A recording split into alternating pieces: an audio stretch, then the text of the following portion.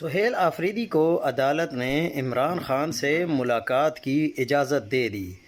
اس وقت اڈیالہ جیل کی جانب سہیل آفریدی کا قافلہ روانہ ہے۔ ان کا قافلہ اس وقت اڈیالہ جیل پہنچنے کے سفر میں ہے۔ عمران خان سے ملاقات کے حوالے سے انہوں نے واضح طور پر کہا ہے کہ میں اپنی کابینہ کی تشکیل عمران خان سے مشاورت کے بغیر ہرگز نہیں کروں گا۔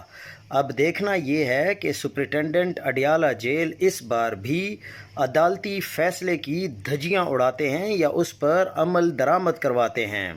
اسلام آباد ہائی کورٹ کے لارجر بینچ نے منگل اور جمعرات کو ایس او پیز کے مطابق سپرنٹنڈنٹ اڈیالہ جیل کو عمران خان سے، ان کی فیملی، وکلاء اور پارٹی رہنماؤں سے ملاقات کا حکم دے دیا۔